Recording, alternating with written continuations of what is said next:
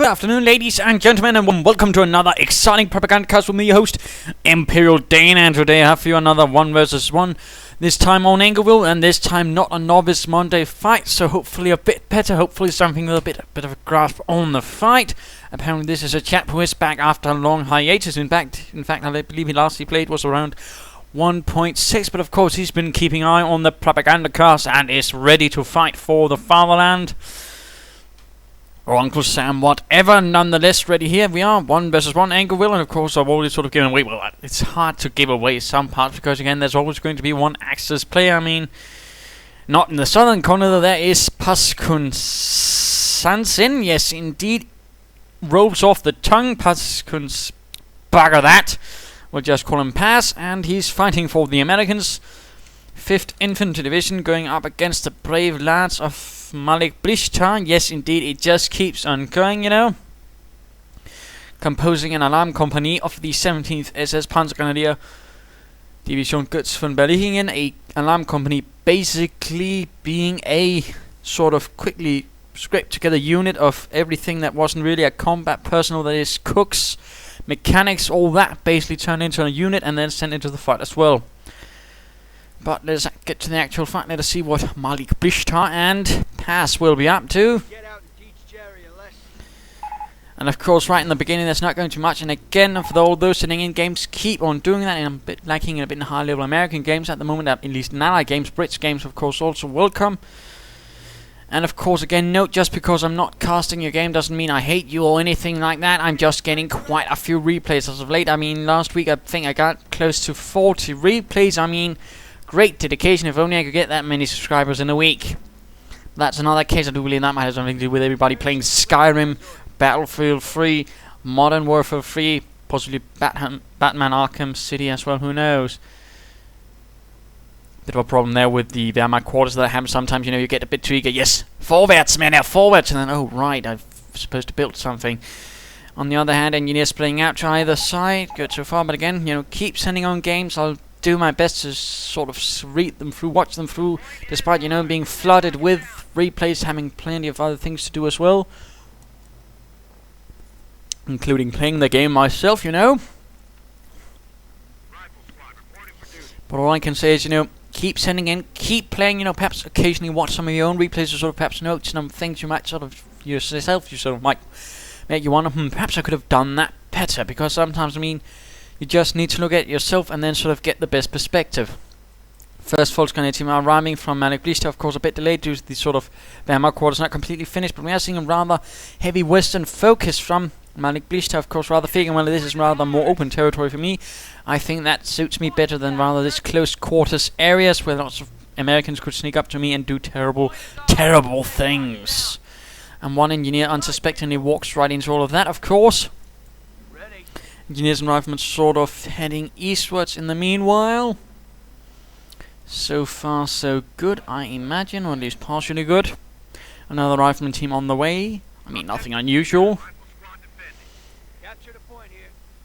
As to these sort of ad hoc formations the Germans could muster, well, there were quite a few. As the war progressed, of course, there were all sorts of things. For example, there was also one where they basically could just find every best man in the entire division, of course, then create another company, sort of an elite company, to sort of pull into any sort of a task. It would actually have been called an assault company. And there we go, a nice maneuver right there, protecting the strategic point right there with barbed wire. Then again, he might actually want to, you know, join in the fight, but there we go. Pioneers joining in, the Pionieren opening up and forcing away the engineers, and of course that was just one ad hoc formation. Of course, the alarm company, the assault company, although I'm not entirely sure when that actually came into effect. And of course there were the Kampfgruppen, Sperrverbande, and even NCO groups from combat schools and all that. And there we go. I mean, that's a clever maneuver. Of course, you'll have to stop. Oh, there we go. And of course, laying down sandbags. Of course, the rifleman will be taking this chance, of course, close in. Less fortunate, but there, Volksgrenadiers right there, next fighting in. Volksgrenadiers making a run for it, and now the rifleman holding a bit of cover. That was less great, but another Volksgrenadier team moving in so far. Now MG42 out from MalikBlishtar. Further riflemen arriving, all going east. The Allied having secured the west. Americans mostly securing the east, but now getting fired upon from all sides. Volksgrenadiers pushing onwards. These almost ready, reinforced, and of course, currently Mr. Paz will be in a bit of trouble. Of course, he'll be fighting closer to the Wehrmacht base. Thus, meaning, of course, he'll be having a harder time getting reinforced and getting further troops. MalikBlishtar really needs to retreat these Volksgunners before they're getting completely shredded, you know. Volksgunners advancing once more to the fuel point. Riflemen heading into the west, and of course there's going to be very little to hold it, but there we go. Clever maneuver by the pioneers moving in to cut off this point. Very lovely. Flamethrowers being equipped for the engineers. Right at the front line, Volksgunners are also leading the charge. And there we go, engagement again. Volksgunners versus Riflemen, engineers also joining in. A good trick here might be to sort of try and take down them in terms of priority, but there we go, Riflemen getting shattered. One team down now, focused on the engineers, at least in this case. And there we go, engineers getting shot up. I mean, again, in some cases like these, again, focus down the priority targets, either the one that's going to be quickly sent off the field, or, for example, the greatest threat in terms of flamethrowers. And now the Riflemen themselves, the last team, are also forced away. Volksgunners only suffering 3 losses. That was actually pretty damn good. MG42 moving in, Riflemen sneaking about here in the west. Might be going for the cutoff point, of course, if the MG42 marches, or at least someone marches out to deal with that. And we are seeing a quick attempt at a motor pool. Of course, question is, will MalikBlishtar be ready for this? I do not know. MG42 advancing. Volksgunners securing what they can. Of course, Riflemen going for this cutoff point. This is less than good. MalikBlishtar needs to react. And by react, I mean actually react, you know. Not casually lounging about like we've seen some players do. But react with the full fury of the Wehrmacht. Crushing them beneath your jackboots. Impaling them on your bayonets or field spoons or something. And there we go, Riflemen forced away. Not before, though, they actually managed to take this point away. Less than spectacular. Supply yard up. Question is, what will MalikBlishtar doing? And of course, I mean, Paz is sort of doing one of the most usual things. Of course, that's going for armored cars. That is a very nasty thing. Of course, can be very. And of course, if an M8 catches you in the wrong manner, you're pretty much fucked. And yes, my apologies for the harsh words, but really an M8 on the loose and you have absolutely nothing can really mean death, because then you can't get any units out. And of course a Pak 38 is really going to be easily then outflanked. There's a Pak 38 or an M8 already next to it, so that's rather a bit the problem occasionally with playing the Wehrmacht. You can't really be dancing on a razor's edge, and for some reason Flaps decides it's wants to play, and for some reason he equips a medic pack right away. Rifleman stopped by the MG42. Volksgunners might get back for some reinforcements. Others advancing. Riflemen doing what they can here in the west to take away territory. Good, you know, shifting axis, constantly pushing and keeping your opponent off guard. That's really the best thing you can do, in particular when fighting the Wehrmacht. I mean, the Wehrmacht players' main priority, of course, is to establish a solid front line. Of course, make things very difficult for you. Of course, your job is to ensure that he can't really establish a front line, thus making it harder for him to establish a base point to really move out from. Riflemen under fire. Volksgunners advancing. No further barbed wiring sandbags, but pioneers now leading in. Volksgunners moving forward, but not reinforced, so I'm not entirely keen on that. Further Riflemen advancing on the Volksgunners, and the Volksgunners are going to be quite undermanned to deal with this, I fear. And no sandbags either to help them. There we go, one team all retreating. MP40 is being equipped, and this could actually do quite a bit of damage to the Riflemen out in the open. MP40 is blasting away, Machine Pistol 40. But no, apparently they are a bit too far away, and they're not moving even slightly as close. And of course the Riflemen rather stopped before they ran out in the road, getting gunned down. Still some minor losses to the Riflemen, but further serious losses to the alarm company of the 17th SS. Not looking too good. And generally, if the Wehrmacht has to pull in an alarm company, of course, in terms of the larger picture, of course, things are not looking good either, though. But a Pak 38 advancing. Pioneers also moving forward, and of course the alarm company was again one of the things that rather allowed the Wehrmacht to really muster as much manpower for the front lines as possible, and of course do their best to fight. Pak 38 advancing, of course, have to be a bit careful unless it gets outmaneuvered by an M8. You mostly see the M8, the T-17 not so often. Volksgunners getting reinforced. We'll be seeing grenadiers next, perhaps, and a half-track, a mortar. Who knows?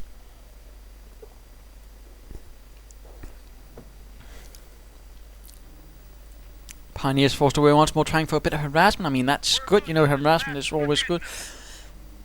And I think these Riflemen are going to have a nasty surprise. Volksgunners advancing. Volksgunners, and there we go, on the run. Quite an excessive force. MP40 supported by rifles. That's a good combination, you know. Rifles cover, do overwatch while the MP40s charge ahead and then clear up the rest. And there we go, M8 on the move. Pack 38 ready to stop any allied advances. Pioneer team cut down, but a mine goes off, pinning down the riflemen and killing one. In fact, Volksgrenadiers, I don't hope they actually intend to move into that M8. Oh dear. Pack 38 slowly advancing, wants to be careful. Careful now, otherwise the M8 will run just past you. 50 caliber on the way. Pack 38, stop, stop, stop. And setting up, and the M8 is still standing still. An absolute coup. There we go. The M8 needs to get away, and he charges forward, perhaps hoping to outflank the Pack 38. That's certainly a noble endeavor, but no, the terrain is simply not good enough for that.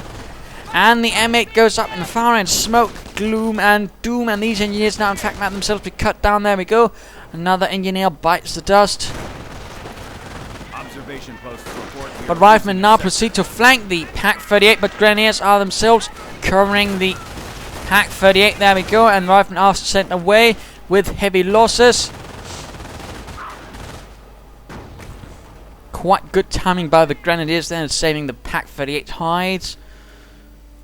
Will we be seeing further armored cars, or will Mr. Pass decide on something else?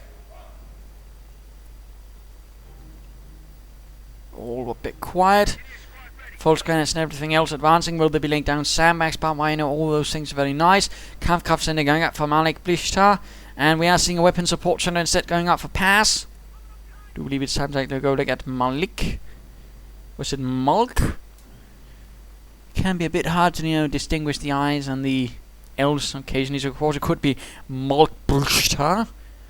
Come to think of it. Riflemen sort of mulling about on a parade march, not entirely sure where to go. Should we go west? Should we go east? And we are seeing Malk going for Terror, not Blitzkrieg. Perhaps it's just me that wants to go Blitzkrieg. And these Volksgrenadiers need to get away. A flood of riflemen charges ahead, blasting to bits the garage, and the Volksgrenadiers did not retreat enough. Oh dear, cut down by this swarm of riflemen. This veritable Soviet horde of American infantry. Grenadiers setting up positions, finding a way at the approaching riflemen, and we are seeing an attempt at lobbing a grenade. Oh dear, didn't work though. Instead, we are seeing inspired assault. That was a bit of a bold approach, considering you're out in the open. I mean, inspired assault, can be useful, of course, but you want to sort of time it properly. And of course, when you're outnumbered and not in cover, it's not the best place to do it. Just casually mentioning that, just letting it out. Now the Volksgrenadiers are advancing, and of course one thing to note, submachine guns are not very effective against units in buildings. Very important thing to note indeed. Still, they can of course do some damage, but they're not really going to do as much as, for example, units out in the open. Laying down sandbags, I mean, that's a good idea. I mean, never mind that this is not the best place, of course, for the Americans to fight from. The sandbags, of course, will help them further.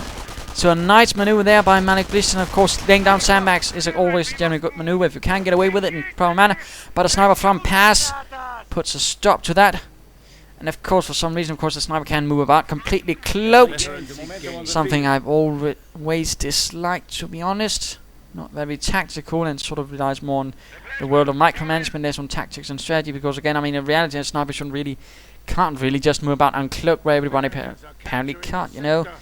Oh well. Plus, they're just annoying. Oh well. And looks like we might be seeing another Grenadier team on the way. A bit of veterancy for the Pack 38. Interesting that. Of course, the Pack 38 uses vehicle veterancy. Less talked about, but it actually does that. MG42 needs to get away and run away. Hooray! Grenadiers, listen up.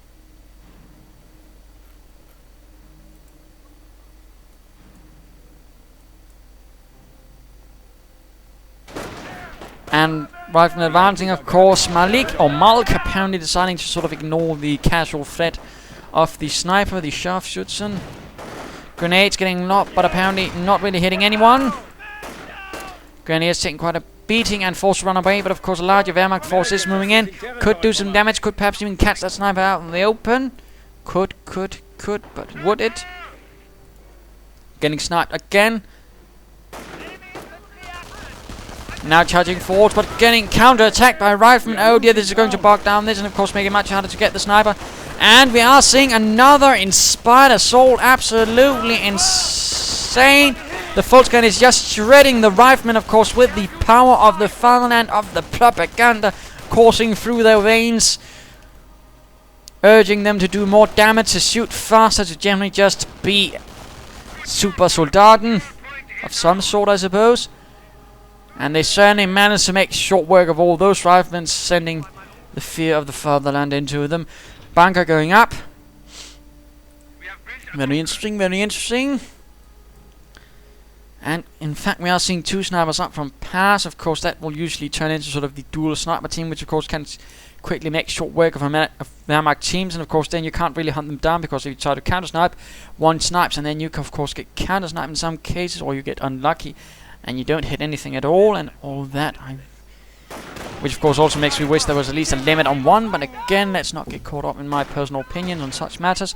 An attempt here laying down a nice defensive blockade. I mean, good sandbags and barbed wire, but sadly the snipers put a stop to that. At least he was quick enough to get away. Pushing through here once, moving to see some territory. Half track ready. Sonderkraftfahrzeug 51.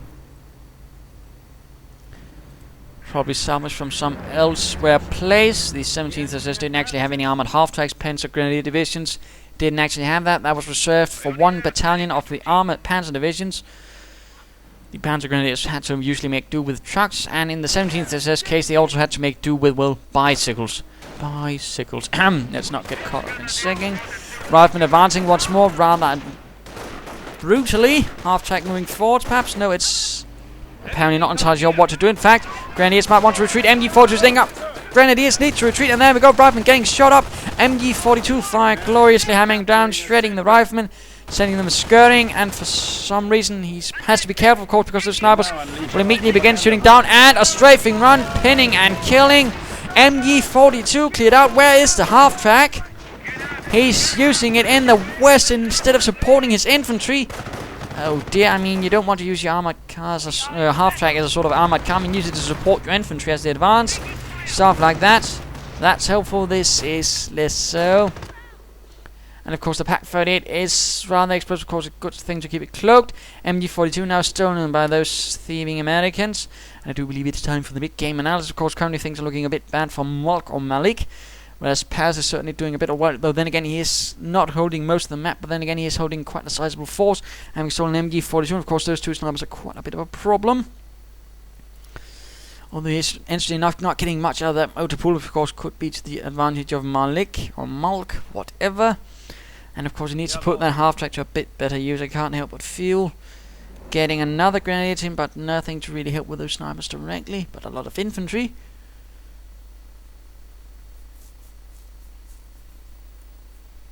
But of course Malik or Mark is currently holding the victory point advantage, and of course the territorial advantage. Of course he has something to work with against this force, and hopefully he will put it to good use. Perhaps, you know, get the next stage, and perhaps get some armored cars, or perhaps a Stug, perhaps a Nebelwerfer, who knows. But let us return to the fight and let us see how this works out. Listen up, Kinder. Half track, not doing much. Snipers hanging about, MG42 advancing, and the Pioneers might be the targets of the snipers, who are in fact completely uncloaked. Sniper team kills the Pioneer team. Half-track moves in, could catch the snipers. That would be nice. No, the snipers make a run for it, but of course the MG42 makes a mistake here, sets up out in the open.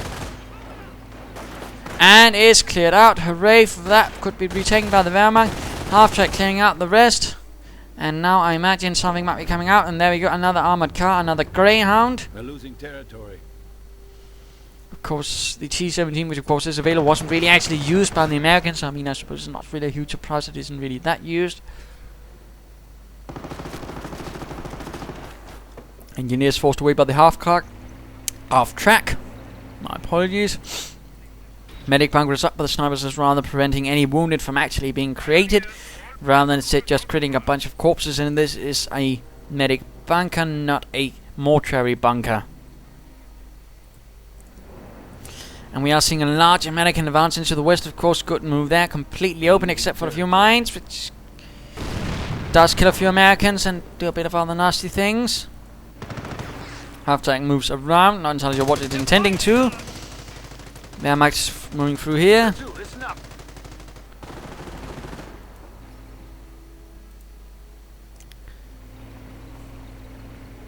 The American going for the victory point right there. Of course, the Wehrmacht going for the eastern half, which has the most victory points. Pack 38 advances ever slightly, ready to protect against the maneuvers by the M8. And we are seeing a Sturm Army, in fact, going up by Malik or Malik. And now the M8 is moving in. Of course, the Pack 38, though, can't cover. The MG-42 in fact, not been recruited. Grenadiers are forced away. Panzer on the way for one team. Good, good.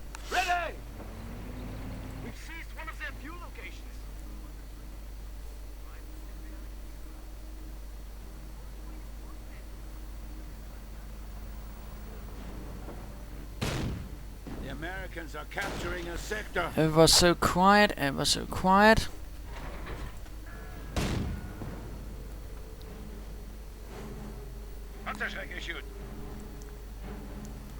And there we go, the Panzer is ready. The M8 firing away at medics, breaking all Geneva Convention rules, or conventions. Oh dear, never mind. But something is ready to be created from the Sturm Armory. Could be a Stug, could be a Stug. There we go, Stug 4. The 17th SS was actually one of the divisions to actually have the Stug 4. Most divisions had the Stug 3G. The Stug 4 was basically an attempt to create the Stug 3G in enough numbers, because at one stage the factories producing it got bombed, which rather lowered the production rates, and the desperate need for the Stug meant that something else had to be done, so the one factory producing Panzer IVs was converted. Of course, Panzer IIIs are slightly different from Panzer IVs. Of course, that's the basic, bits for the Stugs. That rather resulted in the creation of a Stug 4 chassis. And start firing away. Recon run. Grenadiers getting sniped. Not looking good. The assault here already going badly. BAR's firing away through the false Grenadiers. Need to retreat. Need to retreat. Oh dear, this was a terrible assault. Terrible idea. Stug 4 ready.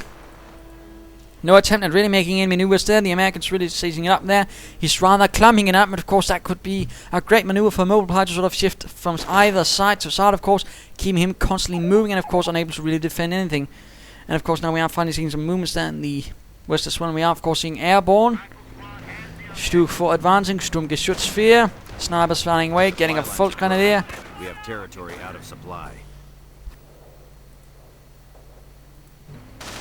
Half-track also advances, and we are seeing an inspired assault hoping to catch those riflemen out in the open. Sturmgeschützwehr also advances. And now the M8 also moves in, getting hit by the Pack and the Stug. No, the Stug actually hits a sniper, almost killing the sniper. That was quite fortunate. Strafing run moving in, pinning and doing quite a bit of nasty damage to most of the false grenadiers and the grenadiers, but they're still alive. M8 almost down. The Stug 4 could in fact move in for the kill. Perhaps the half-track could move in to support it with all the other infantry. Come on, forwards, men, march, march. And interesting enough, Mr. Paz is floating rather a bit of manpower. Of course, he could get some airborne called in since he has those available. Or, of course, he's getting sticky bombs and an anti-tank gun. Not a bad idea. Grenadiers continuing their hunt in the west. Front lines are collapsing. Veterans U1 for the Sturmgeschütz. Good, good. Other troops hanging back in the base might want to get fully reinforced and move forwards to the front lines. We're losing them as fast as we're getting them. Pack 38 also advances to and they're going up. The sniper is certainly in dire need of it. 13 kills, Veterans E2, but very low health. Triage center is up and going. Of course, one thing to note, the American sniper wasn't actually as good as the German sniper. In some cases, he actually being portrayed as better, partly because he can run while cloaked. But the thing is, the Americans didn't really have a sort of thing for making snipers during the Second World War. That was more a thing of the Germans and the Soviets, who actually had sniper schools and all that. Just a bit of fun fact there. I believe, at least, of course I might be wrong, but I don't believe I am. False grenadiers moving. No, that's grenadiers, of course. Fraps again deciding to be tiresome. Damn you, Fraps. Damn you and your Frapsiness. And once more shifting side. Close question. And there we go, summoning munitions. That's good to see. Airborne getting dropped in to perhaps support this advance.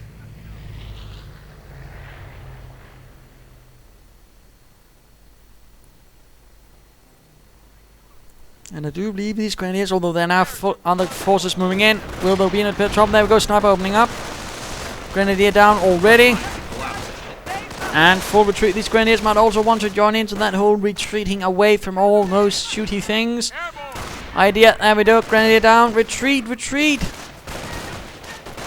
And there we go, retreating, rather realizing they don't want to die quite like that. Forces moving towards the west with the half-track moving into support. Anti-tank gun pointing somewhere. And interestingly enough, no supply and upgrades, no medic stations either.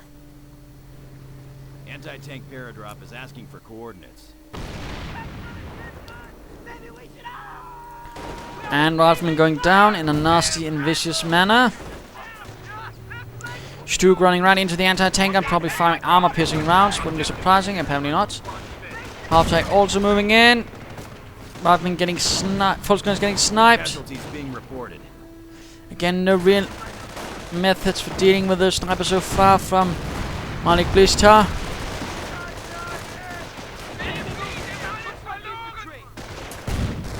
And we are seeing a sticky bomb attempt on the Stug 4. Not good. Immobilized, even less good.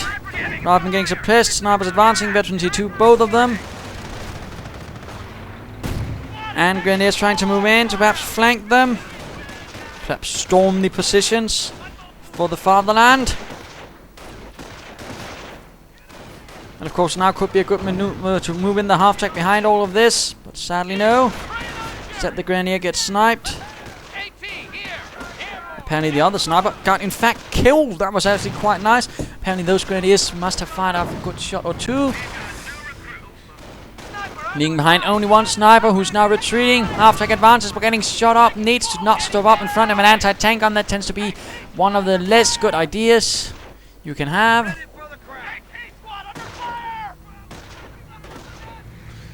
Grenadiers moving forwards. Panzerschreck flying.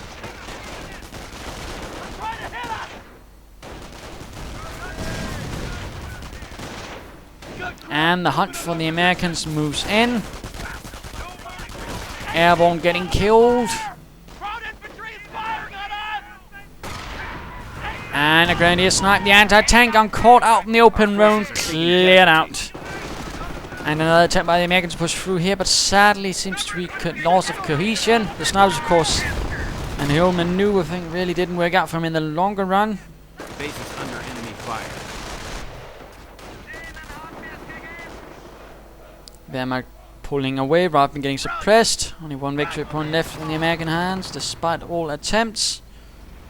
Heavy armored car now ready. Barely anything left for an American friend.